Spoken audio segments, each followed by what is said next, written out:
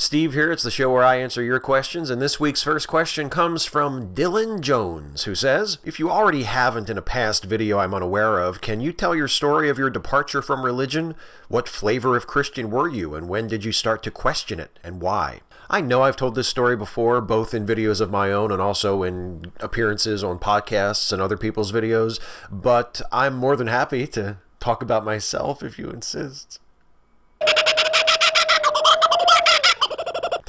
So the thing is, there's not really a really good story behind my deconversion. Like, I don't have a dramatic episode to recount. What happened is I just sort of gradually came to accept the fact that I didn't believe. The flavor of Christianity that I was, or that my family was, and that I attempted to follow and believe in was Methodist. My family traditionally was Methodist, and that is the form of Christianity that my family, both on my dad's side and my mom's side, practiced. I remember when I was relatively young, maybe 5, 6, 7, something like that, my mom's dad, my maternal grandfather, would come over and visit us every once in a while, and before he left, he would always lead us in a prayer. And at some point in my childhood, it clicked with me that the only time we ever prayed was when he was there and when he led us in a prayer. It felt like an imposition. It felt like something that was being pressed on us, that we didn't want, that we didn't do for ourselves, but that he was sort of forcing us to do, or coercing us to do, or we were doing it just to keep him happy. And I remember that, and I think that was maybe one of the first inklings that I had as a young person that religion was not really something for me, or that it was something that I didn't just accept like other people in my family did. At the time, it really didn't mean much to me, but looking back, it was probably an important experience and an important realization to come to. And that's as close as I get to like a coherent deconversion story. But thank you for asking. I hope that answered your questions. Sleep Need. I know this was recorded prior to the event, but in sad news, 2016 decided to be a bigger dick than just by having Trump become president, taking David Bowie, Alan Rickman, and Leonard Cohen, but now also John Glenn. Now, I know this wasn't a question, this was just a comment from Sleep Need, but I wanted to bring it in here anyway because I did want to mention something about the death of John Glenn, because as longtime viewers of my channel will know, I am a huge admirer of the human spaceflight program. I think space exploration is one of the noblest, if not the noblest and most exciting and courageous thing that we have ever done as a species. And John Glenn was one of my great heroes in that respect. He was the first American to orbit the Earth. And in the 60s, he was a national hero. He was sort of a symbol of American spaceflight until the Apollo program, and he was sort of supplanted by Neil Armstrong and the first manned flights to the moon. But John Glenn, when I was a kid and I was learning about the history of the American space program, and I was learning about the Mercury 7, the original 7 astronauts, John Glenn was just a great hero of mine. He was just someone that I looked up to and I admired. And in the 90s, when he went back to space on the space shuttle, and he made history again, being the oldest person to fly in space, and the astronaut who had the longest interval between his previous space flight and his next space flight, something like 40 years, or 30 years.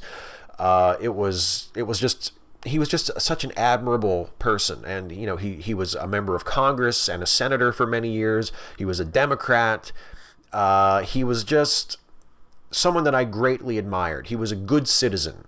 He was an armed forces veteran. He was a pioneer in space flight. He was a public servant.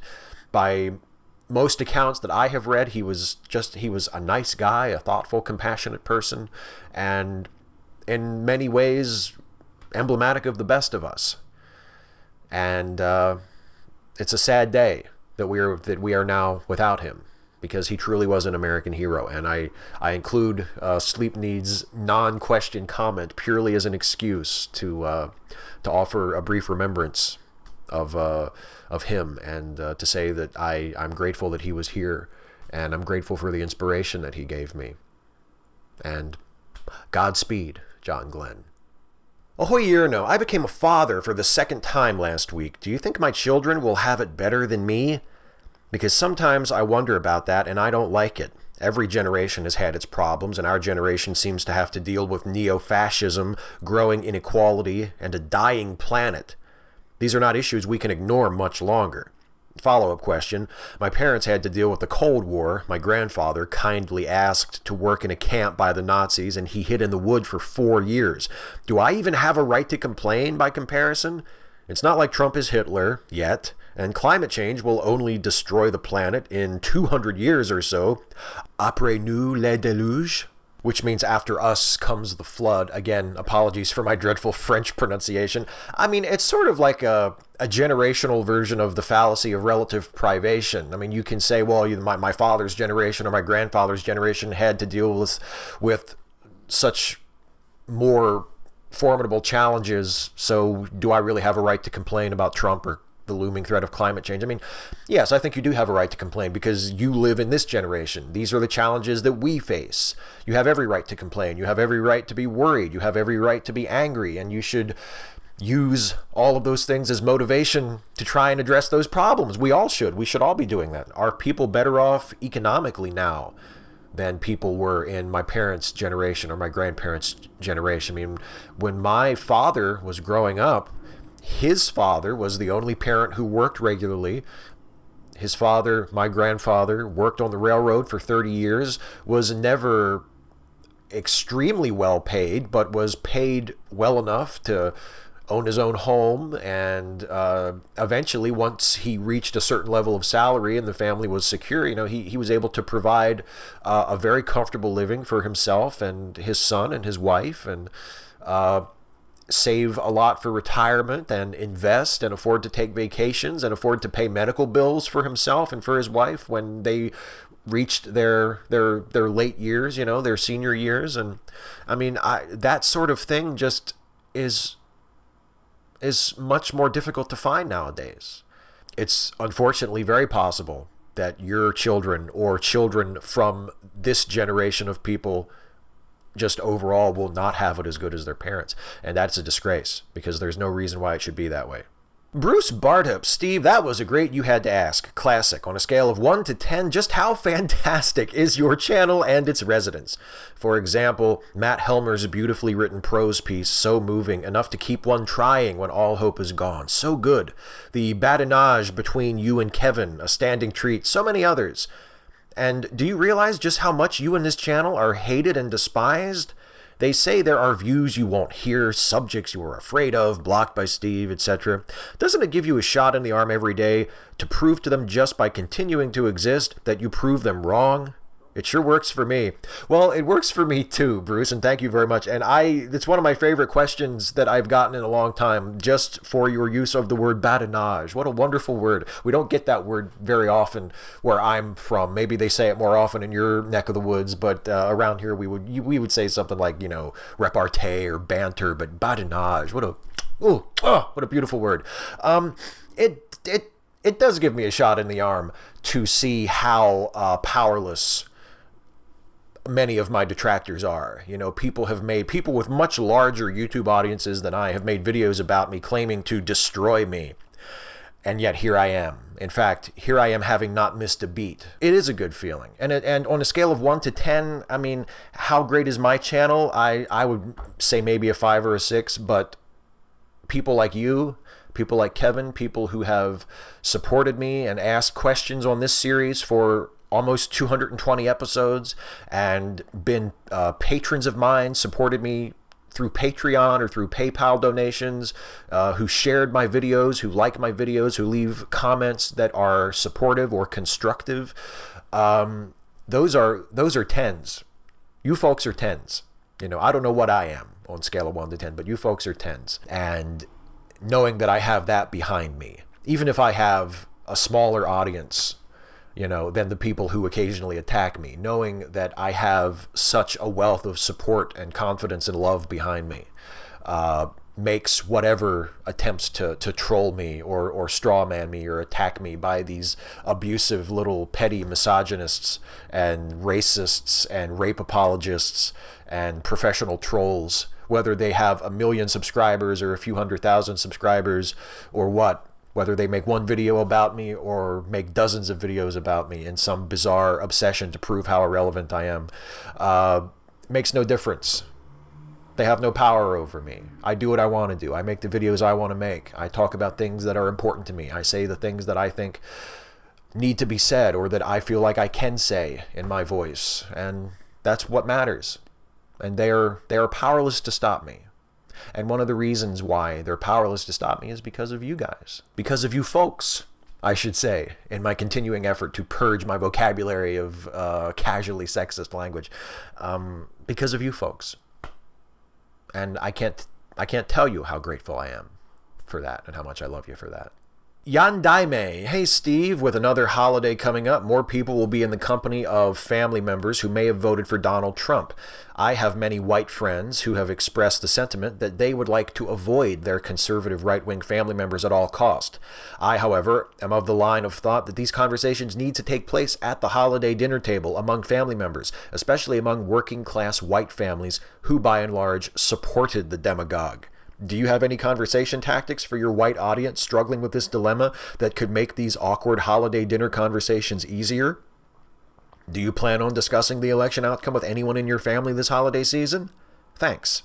I have no plans to have such discussions this holiday season, mostly because the people in my family who are the likely Trump voters are people I'm probably not going to see and spend much time with. But if you do want to do it, and if it is something that you feel like you have to do, you want to have these conversations with your family over the holidays, my suggestion would be to try to avoid making it an abstract conversation. A lot of times these political discussions over the holiday table, they basically become debates where you're arguing over these big abstract ideas. And I would recommend, especially in light of Trump winning the election, that you try to make it as personal as possible for your family member. Make your family member who supports Trump or voted for Trump or is making excuses for Trump understand how that threatens you and how that harms you personally.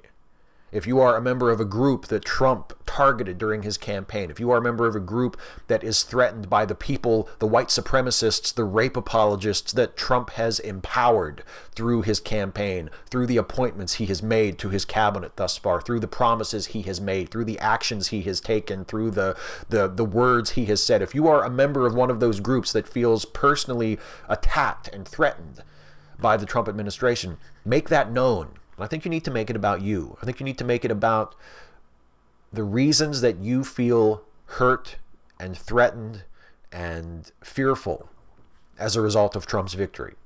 And make your family understand exactly why they did it. That it's not just, well, your side lost. It's not just, oh, well, you're just a sore loser, or you wish the other side had won, or it's just, you can't handle disagreement, that old trope. Yeah, you just can't handle when people disagree with you. No, this isn't it. Mitt Romney didn't win this election. John McCain didn't win this election. Jeb Bush didn't win this election. Donald Trump won this election. And Donald Trump's campaign won him this election. And if people around your Christmas dinner table voted for that and supported that, that's something they need to answer for to you. And that's something that you have no reason to just brush aside. And if you are determined to have these conversations, I think that's how you should do it. You should make it personal. Matt Helmers, hey Steve, I know you're a big WWE fan. What are your thoughts on Linda McMahon joining Trump's cabinet? I will be boycotting the company. Their product has been poor lately anyway. I can't support any person or company that is enabling the popular vote losers agenda. Lucha Underground has a much more compelling product anyway. I am right there with you, Matt. I think I'm a little bit ahead of you because I canceled my WWE Network subscription last month after I read a news story that said that the McMahon family, between Vince and Linda, had donated something like $5 or $6 million to a pro-Trump super PAC. And I thought, well, from now on, they're not going to do that with my money. and I canceled my WWE Network subscription. So from now on, if Vince or Linda want to support the efforts of Donald Trump, they can do so without my $9.99 a month. And I don't really miss it. I feel good that I'm not spending that money on that company anymore. I no longer watch Raw. I haven't watched any WWE stuff since I did that. So I guess you could say I'm boycotting it too. And you're right, there's so much else in the pro wrestling world that is worth paying attention to. And once you stop paying attention to WWE and you stop letting that sort of consume all of your attention, if Vince and Linda want to use the wealth that they have taken from wrestling fans to support a man like Donald Trump and his policies, then they can do it without me, and they can do it without you, and hopefully they can do it without a few more of us. I know I'm a much happier wrestling fan since I made that decision. Saint Breeze 09. Hey Steve, I hate to be rude, but I feel like the atheist movement has enough straight white men voices. Would you consider letting a person of color put some videos on your channel in order to be more inclusive to marginalized people? I have a really hard time hearing a white dude talk about important social issues, and I know I am not the only one. You've never experienced anything but privilege being a white male. Not all of us are so lucky, sadly, and our concerns are often drowned out by other white skeptics' voices. You are absolutely right. I am not going to argue with a single thing you said, because I think in my case it's all true. I mean, I guess there are white people about whom it cannot be said you have experienced nothing but privilege, but in racial terms that's true, in gender terms that's true. I'm a cisgender white man and hetero, so yes, in those terms I have not experienced any of those forms of oppression, of marginalization. And yeah, I should make more of an effort than I have to cede my platform from time to time to people of color, to women, to trans folks, to LGBT folks in general, to people whose voices are not heard in front of atheist audiences, especially on YouTube, nearly as often as they should be. You're absolutely right. I feel sort of called out for that, but in a good way. Maybe called in would be a better way to put it. And yeah, maybe in the new year I should make more of an effort. I a few times over the past year I have invited people onto the channel to have sort of conversations with me. But yeah, maybe I can reach out to a few of my friends who are of different backgrounds than I, and maybe solicit them to do some guest videos for the channel. Maybe that would be a really good thing. I think that's a really good idea. And I completely take your point. I think you're absolutely right. And I think it's something that I'm going to look into for 2017. But if you don't mind, I will still do this part myself, because it would just be a little odd to have other people answering questions that were directed at me. So even though I may invite some other folks to do some guest videos on the channel from time to time to sort of make up for the deficiencies that you rightly point out in your question, I am still going to do this next segment all by myself, which is a little something I like to call the lightning round. Lucas Hackett, One Angry Brony. We all know your favorite cartoon is He-Man, Masters of the Universe, but Steve, care to ask what is your most hated cartoon of all time? I don't know if I hate any cartoons, but the one I always think of when the subject of like underwhelming or sort of famously shitty cartoons comes up is The Adventures of James Bond Jr. Remember that one from the 90s? God, that was terrible. That was so bad. He wasn't even James Bond's son. It was called James Bond Jr., but he was James Bond's nephew. And his father was also named James Bond. So it's like James Bond had a brother named James Bond, and the show James Bond Jr. is about the brother's son, who is a spy, but his father wasn't a spy. It's his uncle who was the spy. And it doesn't get better from there. Vitamin W, do you ever think the lightning round isn't lightning enough? Go into as little detail as possible? Yes. Brian Gibson, now that Trump has been elected, will we be saying again? He promised. As you can tell, I have not yet had the inhibitor chip deactivated that keeps me from saying So I tried to make an appointment to have it turned off after Trump was elected, but apparently I have to wait till next year because Obama is still in office and he will not let anyone have the chip removed until he is no longer in power. So after Trump is inaugurated, I will go and get my inhibitor chip turned off. And then I will once again be able to say, I feel like I'm that close. Sabrina Lozides Meredith. Steve, do you have any Christmas Eve traditions since you are an atheist and don't go to church? For instance, I recite "'Twas the Night Before Christmas" with my 6-year-old, and we drink hot cocoa before setting out the cookies and milk for Santa. Yeah, I mean, I guess if we had children, we would probably do something like that. Sometimes my wife and I exchange presents on Christmas Eve. It just sort of depends on what we feel like doing. So I guess there isn't a hard and fast tradition. Either on Christmas Eve or Christmas Day, we usually listen to the audiobook of Patrick Stewart's A Christmas Carol. That's probably as close as we get. Joshua Purvis. Hi, Steve. What are some of your favorite pay-per-views from the network you like to watch? And on your podcast, you should do a movie review about Home Alone. Well, as I mentioned in the answer to an earlier question, Joshua, I no longer watch the WWE network. I have canceled my subscription because of the McMahon's support for Donald Trump.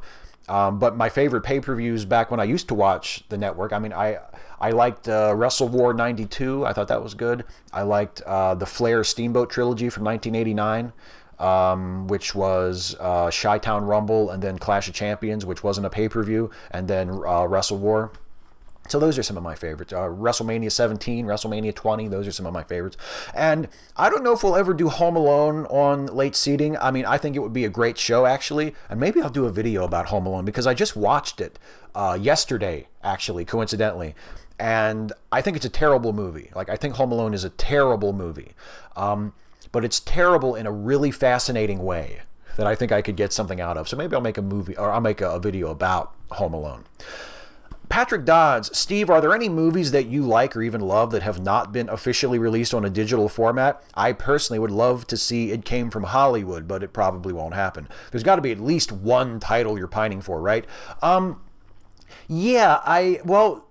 I don't think Greed has been released, or at least the theatrical cut of Greed. I'm talking about Erich von Stroheim's 1924 silent film Greed. I think you can find the restoration that TCM did back in the 90s, where they build out the story with still photographs and title cards to sort of recreate the original structure of the story, but the version of Greed that most people knew from when it was released, which was radically chopped down from von Stroheim's original, but it's all movie. Like there's no reconstruction in it. I don't think that's available anywhere, not that I know of, and I would like to watch that, even though it's not the director's original vision. I would just like to check it out, and I don't think I've ever seen that version. Troubleshooter 125. Hey, what's the matter with Billy Joel? I've been listening to him since Piano Man, and I enjoy his work tremendously to this day. Also, here to tell you, he kicks serious ass in concert. Yeah, I should not have disparaged Billy Joel. I am a huge fan of Billy Joel. Maybe I say that with some embarrassment now because I consider his work to be a little corny here and there, a little cheesy. But I am a huge Billy Joel fan. Billy Joel was actually the first artist who I ever bought every single album.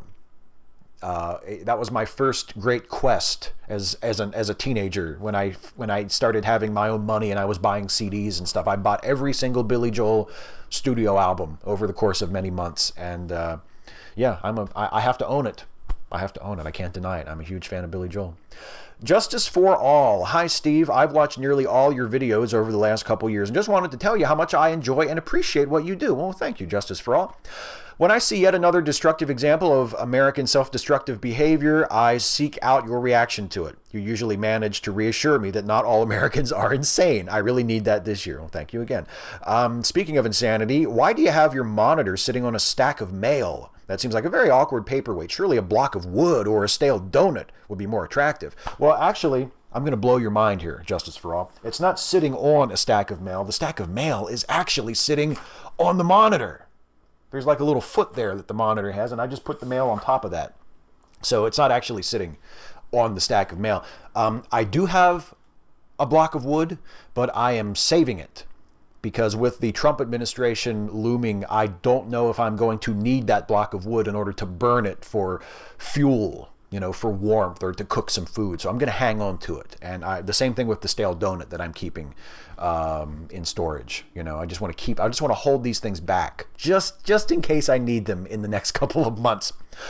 Radical Bacon. So if you win those tickets to the 3 Hamilton shows for donating a few bucks to Planned Parenthood, will you vlog with Lin-Manuel if he agrees? Will you fanboy out hard? Will you give him a Suns hat? Well, yeah. Would I vlog with Lin-Manuel Miranda? Yes, of course. I would hold no expectation that he would be down for such a thing.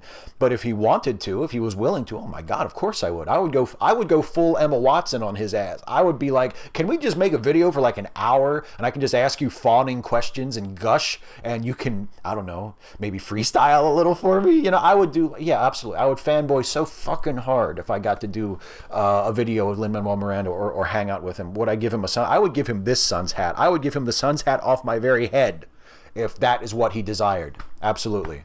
Hey, that's it. That's the last question. That's it for the lightning round. Before I go, it is time for the shout out of the week. And the shout out this week goes to Uplift, online communities against sexual violence.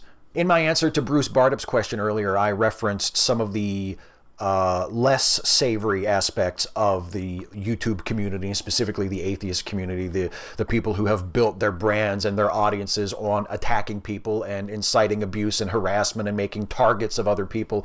And Uplift is a channel that is devoted to pushing against that. It is primarily hosted by Kat Lazo, but it also features guest videos by the likes of Kat Black, who is just one of my favorite people in the world. I think Kat is awesome. I highly recommend her channel as well. And Lacey Green. It has videos that have roundtable discussions with various people about online harassment issues. And I just can't recommend it highly enough. If you're someone who cares about the issue of online harassment, if you're someone who has been affected by it yourself, I would highly recommend that you check out Uplift. Go to that YouTube channel and check it out. It's criminally undersubbed for such an important issue that is so prevalent online. It deserves a lot more attention than it is getting. So check out Uplift.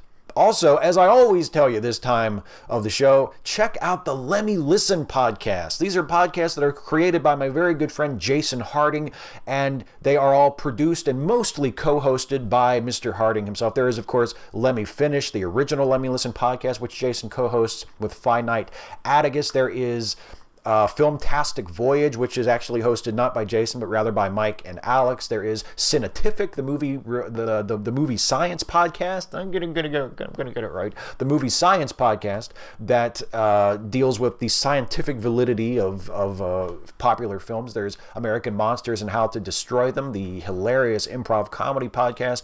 And last but not least, there is Late Seating, which is the movie review podcast, which Jason co-hosts with me, where we look at a classic movie, we give it a fresh review, we decide whether or not the movie deserves its reputation, whether that reputation is good or bad. You can listen to our most recent episode, which is our review of the first and arguably the most infamous of all the Star Wars prequels, Episode 1, The Phantom Menace. And you can get ready for our next episode, which goes up next week, which is our special Christmas episode, where we don't just review It's a Wonderful Life, but we actually give you a running, real-time audio commentary for It's a Wonderful Life. We've never done this before, but we're going to record a commentary for It's a Wonderful Life so that you can put on your copy of It's a Wonderful Life and listen to our podcast while you watch the movie and watch it along with us and listen to our hilarious insight as you watch the movie. It's going to be a lot of fun. We're really looking forward to it. And if it works out and we do a good enough job and enough of you like it, we'll do it again sometime. So definitely watch for that next week. But while you're waiting, you can listen to last week's review and all of the episodes of Late Seating and all of the episodes of all of the Lemmy Listen podcasts by going to lemmylistenpodcast.com. And gosh, I hope you would. It would be a wonderful favor to me if you would go to the Lemmy Listen podcast website and listen to some of our shows, because I'm really proud of the shows that we have done. That's it for me, everybody. I am out of here for another week. Thank you all so much for watching and for asking your questions. I remind you that in order for me to do this, you have to ask. So please leave a comment on this video asking me your question for next time. You can ask me anything about anything. Nothing is too serious. Nothing is too silly. I will answer as many of your questions as I possibly can in the next video. So until then, take care, everybody. Hello once again, you wonderful people. Thanks so much for watching, folks. If you enjoyed this video, please like, share, and subscribe. And also, please consider helping me to make more videos like this one by supporting this channel through Patreon. You can go to patreon.com/Steve Shives to become a patron of this channel. Thanks again so much for watching, and I'll see you next time.